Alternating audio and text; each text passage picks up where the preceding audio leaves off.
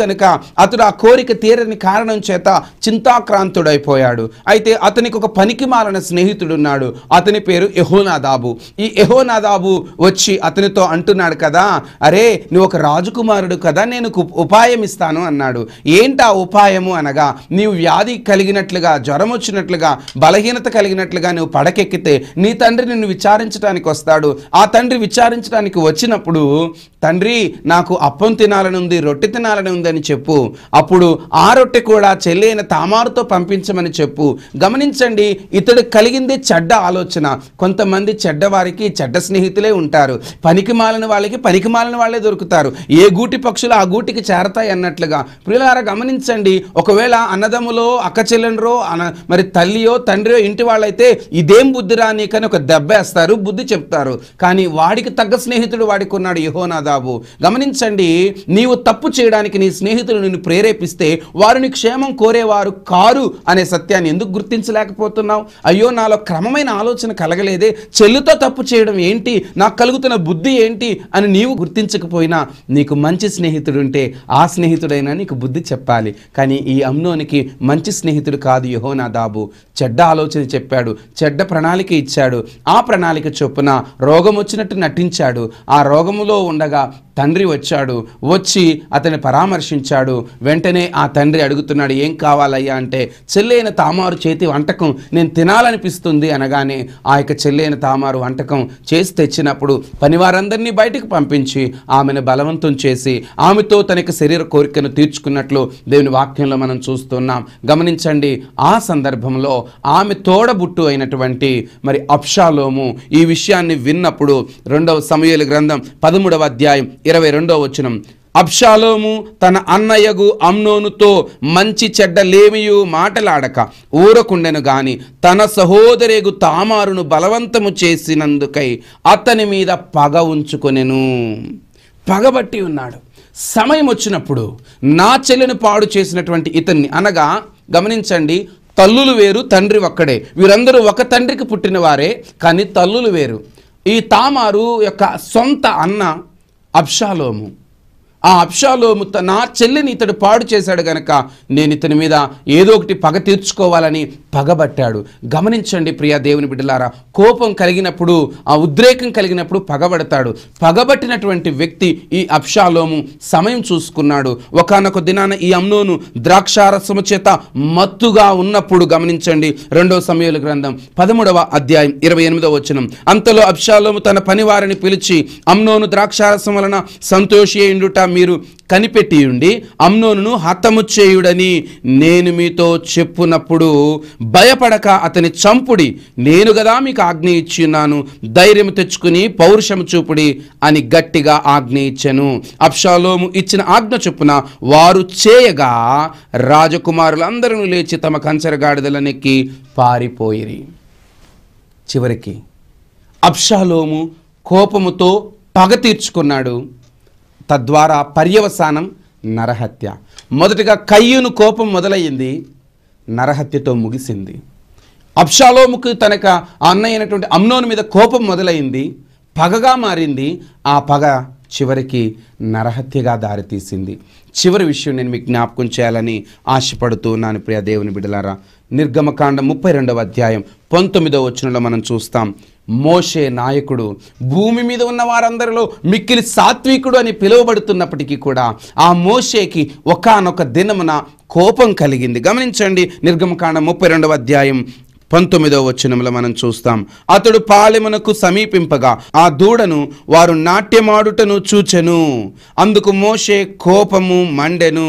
అతడు కొండ దిగువను తన చేతులతో నుండి ఆ పలకలను పడవేసి వాటిని పగులగొట్టెను. గమనించండి ప్రియులారా, మోషే దేవునితో గడపడానికి సినాయి కొండ మీదకి వెళ్ళి దేవుని ఆజ్ఞల పలకలను పొందుకోవడానికి ఆశతో ఎదురుచూచి ఆ పలకలను 10 ఆజ్ఞల పలకలను తీసుకుని వస్తూ ఉండగా ప్రజలందరూ కూడా మోషే ఇంకా రాలేదు కదా అనుకొని బంగారు దూడను తయారు చేసుకున్నారు. ఈ బంగారు దూడను తయారు చేసుకుని దానికి పూజ చేయడం గమనిస్తూ ఉన్నాం. ప్రియులారా, ఎప్పుడైతే మోషే ప్రజలు విగ్రహారాధన చేయడం గమనించాడో అతని లోపల కోపం కలిగింది. అతడు కోపంతో పలకలను పడవేస్తున్నట్లుగా మనం చూస్తాం. కానీ అతడు కోపము ఇక్కడ ఒక విధంగా గమనించినట్లయితే ఆ దేవుని నిర్లక్ష్యం చేస్తున్నారే, దేవునికి ఇష్టం లేనిది చేస్తున్నారే అని కోపపడ్డాడు. మంచిదే, నిజమే. కొంతమంది పాపం చేసేవారిని చూసి కోపపడడం కాదు, బాధపడాలి.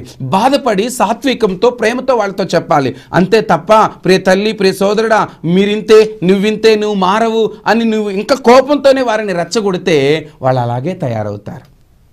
మోషే కోపముతో పలకలను విసిరికొట్టాడు. మరలా దేవుని దగ్గరికి వెళ్ళి బతిమలాడుకున్నాడు, పలకలు పొందుకున్నాడు. అయితే ఈసారి మీరు గమనించినట్లయితే దేవుని వాక్యం సంఖ్యాకాండంలో మనం చూస్తాం. 20వ అధ్యాయం 6వ వచనం నుంచి చూద్దాం.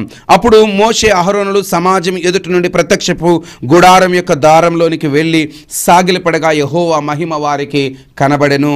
అంతటా యెహోవా మోషేకు ఈలాగు సెలవు, నీవు నీ కర్రను తీసుకుని నీవును నీ సహోదరుడైన అహరోనును ఈ సమాజమును పోగు చేసి వారి కన్నుల ఎదుట ఆ బండతో మాట్లాడము, అది నీకు నీళ్ళని ఇచ్చును అని అన్నాడు.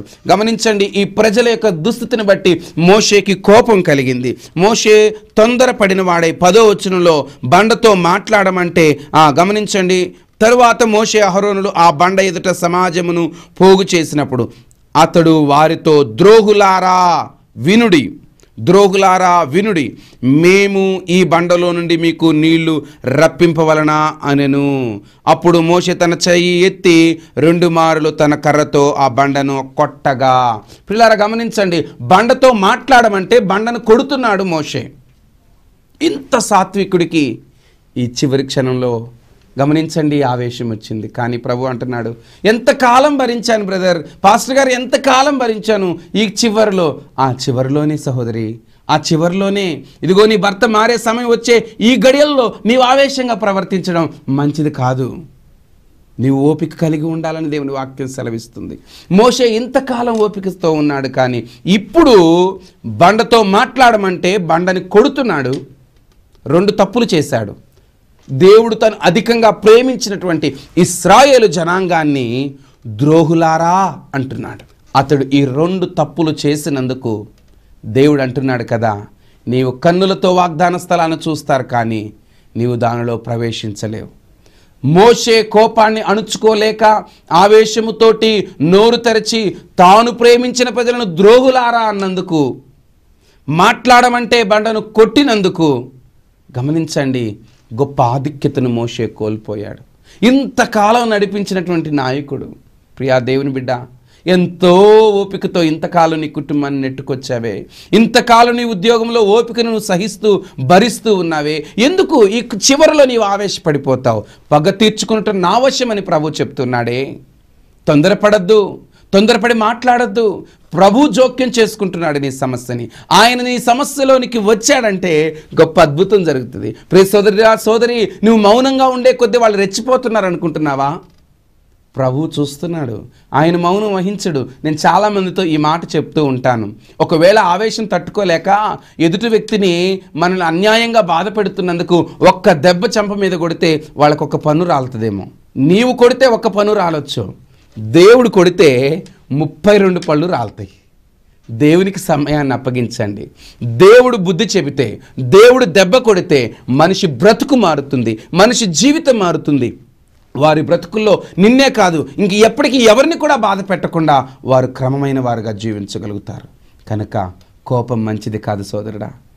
మోషే కోపము వాగ్దాన ప్రదేశంలో వెళ్లకుండా అతనిని ఆపివేసింది. బండతో మాట్లాడమంటే బండను కొట్టాడు. ద్రోహులారా అని తన ప్రజలను అన్నాడు. ఎవరైనా మన పిల్లల్ని మనం ఎంతైనా కొట్టుకుంటాం, ఎంతైనా తిట్టుకుంటామండి. పక్క వాళ్ళు మన పిల్లల్ని ఏదైనా అంటే మనం భరించలేం. ప్రభువుకి మన పట్ల అంత ప్రేమ ఉంది. మనల్ని ఎవరు ఏమన్నా ఆయన ఊరుకోలేడు, భరించలేడు. సో ప్రియులారా, కోపాన్ని అణుచుకోనండి, తొందరపడొద్దండి, ఆవేశపడొద్దండి. కోపం ఎక్కువ వస్తే మౌనంగా ఒక మూలకి వెళ్ళిపో, దేవుని స్తుతించు, దేవుని ఆరాధించు, మాట్లాడొద్దు. కొద్దిసేపు మౌనంగా ఉండడం వల్ల కోపం చల్లారిపోతుంది. కోపం ఉండగానే ఇంకా ఒకవేళ భర్త కోపపడితే భార్య చల్లగవ్వాలి.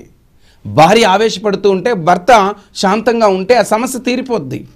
అంతేకాకుండా ఒకరికి ఒకరు తక్కువ కాదని మరి అధికంగా కోపాన్ని రేపుకుంటే దాని పర్యవసానాలు బహుఘోరంగా ఉంటాయి. కయ్యూను యొక్క కోపము నరహత్యకు దారితీసింది. అబ్షాలోము యొక్క పగ, ప్రతీకారము, కోపము నరహత్యకు దారితీసింది.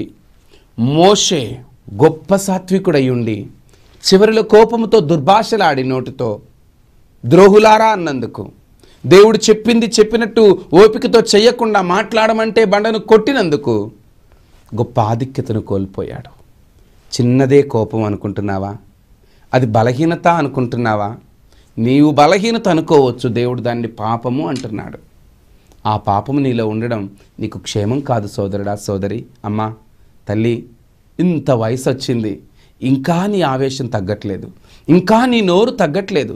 తన నోరు కాచుకున్నవాడు తన్ను కాపాడుకొనును అని వాక్యం సెలవిచ్చింది గనుక ఆవేశపడక, తొందరపడక, ఓపికతో, శాంతముతో జీవించడానికి దేవుని కనికరమును కోరుకునండి. నేను మీ కొరకు ప్రార్థిస్తాను.